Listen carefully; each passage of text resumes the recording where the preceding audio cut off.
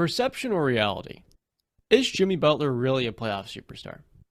Last year he Yes, was. yes, 2020 they and had a no. superstar. He seemed like a superstar on that finals run. But Jimmy Butler every other year lays an egg in the playoffs. 2021 he got outscored by Bryn Forbes. 2019 for the Sixers he only averaged 19 in that series. The series prior when he was with the Timberwolves he was coming off a torn meniscus and he was okay in that Rocket series. I'm gonna So to be stop you a there. playoff I'm gonna stop you there. superstar, series in, series out, is playing at that level. But with Jimmy Butler, while he's more volatile than most stars, and he can go and drop 40 if his mid range is falling, his floor, dropping 6 points and 7 points, getting gassed out, that to me makes me reconsider the thought Jimmy is a playoff superstar. Because to me, it's not a no brainer. And I honestly think he's really just on the border, but he's no Reggie Miller to me. Okay, I'll give you this. I think it's not to the level that a lot of people want to say it is. I think when the playoffs do start, Jimmy does turn it up, and he is definitely a playoff superstar. The problem here is that every single time where he does lay an egg in the playoffs, there's a reason. You see the reason behind it.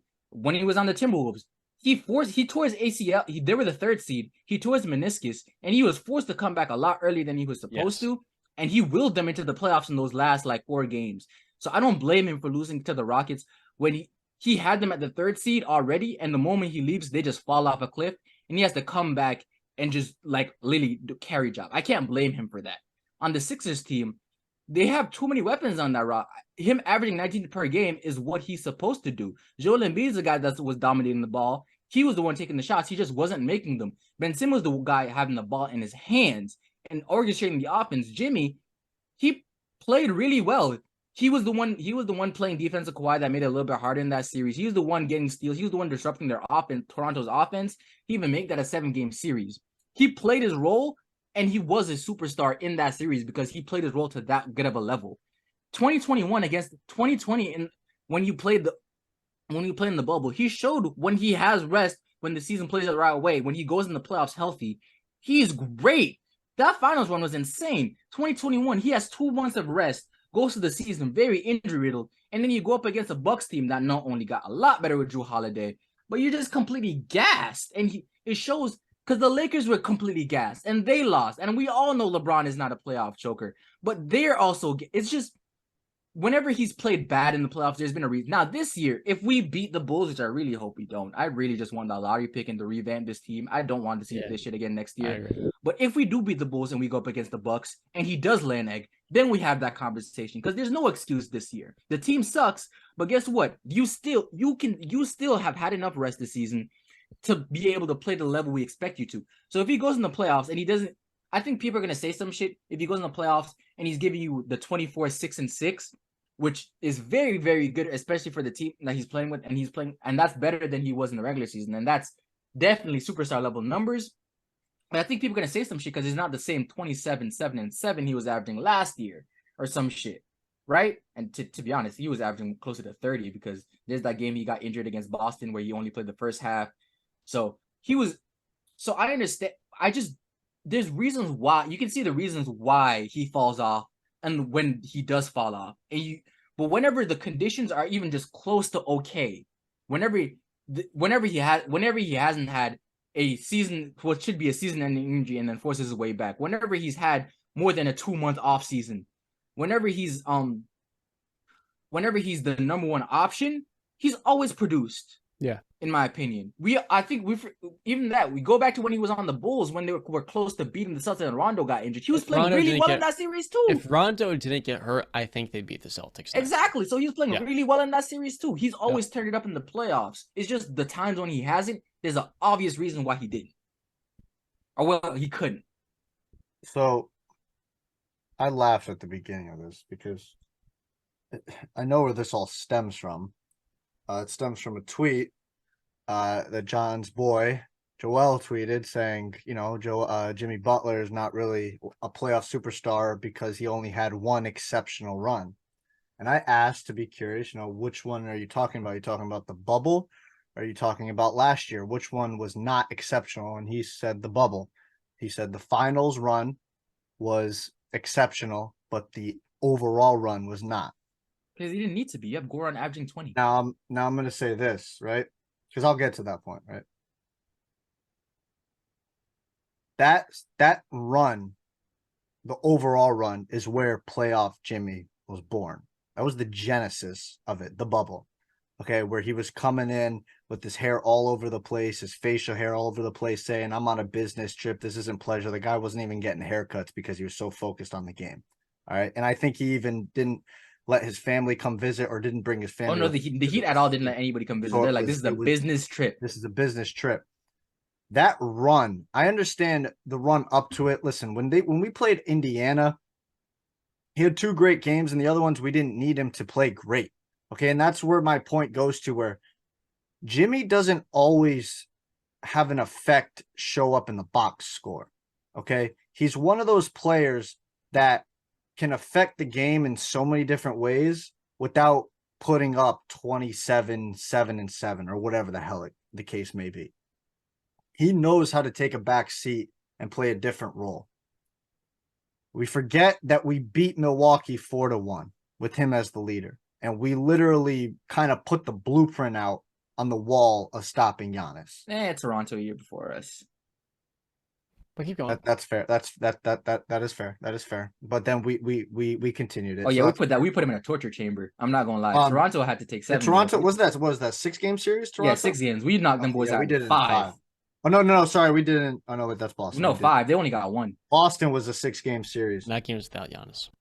Yeah, and listen, my whole point was that the overall run was what born playoff Jimmy. Then you go to the season after that, right? And I want the gassed point.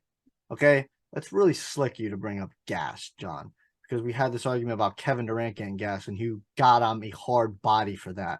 All right, Jimmy was literally doing everything in that finals. The fact that the man put up, what was it, a 40-point triple-double in the finals? Yep.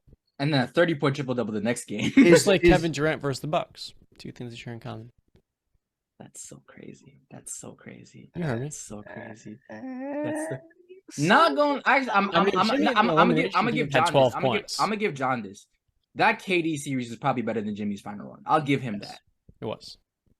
That's okay. Jimmy had a phenomenal run, but keep going. Maybe because he pushed it to 7, but again, that's semantics. We'll get into semantics. Fine, you can have that point.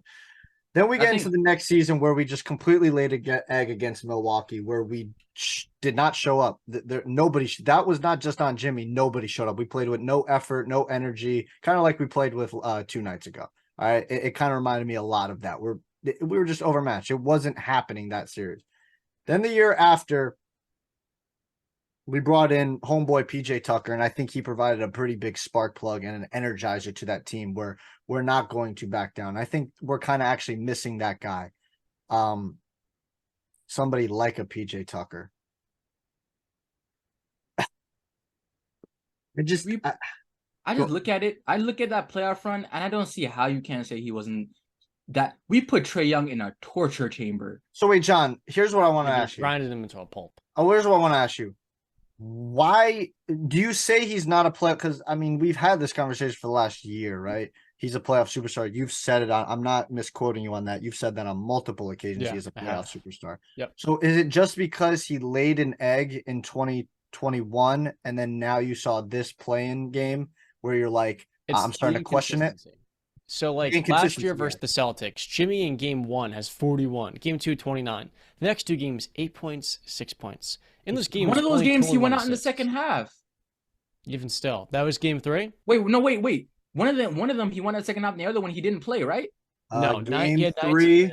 Game 3, he played 20 minutes. We won by 6. He put up 8 points. Game 4, we got blown out. He played 27 minutes. But see, here's the thing: Jimmy is liable to do that. He's liable. He'll give you those 40 point to 35, and then you see the last 2 games, 47 and 35. He'll have a couple games there where he's not going to show. It is inconsistent. I think Jimmy is a superstar when the mid-range shot is falling, and he can get that into his arsenal. But that's not consistently falling.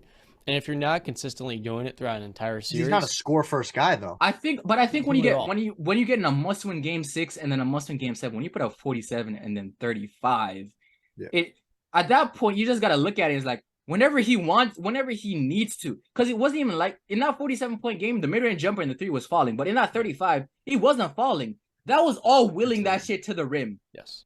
And free throws. Outside Whenever of the thing with yeah. Jimmy that pisses off a lot of people, especially me as a Heat fan, is whenever he wants to turn it on, you see him turn it on. That game against Atlanta, yes, we had no energy, but also the amount of bunnies that just bounced out of the rim for some reason. It's the because he was trying. He was pressing himself. He was if Jimmy's not getting the fouls, if he's not drawing the fouls, he's prone to tank a lot of layups. That's part of his game too. And I feel like his game, it's reliant on that mid-range shot and getting to the free-throw line. And it's just, I love Jimmy. There's a level of will to his game where he does stuff that he shouldn't be doing, but I really don't think he's consistent enough to. The talent level isn't there for other guys that you see Jimmy shouldn't be able to be on these guys' level when the talent level is like this different. Yeah. But it's just how smart he is that makes it. The thing with Jimmy is that a 17-5-5 performance for Jimmy has the same effect on a game than as a 30-point performance from a guy like Tatum. That's the thing, is that Jimmy doesn't need to score to be that guy. No. He doesn't need to. I'm saying the box score. Whenever you look at him, it's like a 15-5-5, but then maybe like 2 steals, maybe a block. But he has 6 deflections. He has 6 deflections in the game. He's guarding your number 1 guy. Yeah. It's just his effect isn't just always on scoring, and I think when you harp on that, it's just when the fact where he's doing everything else plus dropping 30, you're like, it's not even that he's a playoff. He's like, is this like the best player in the freaking world right now? Because what the hell is he doing?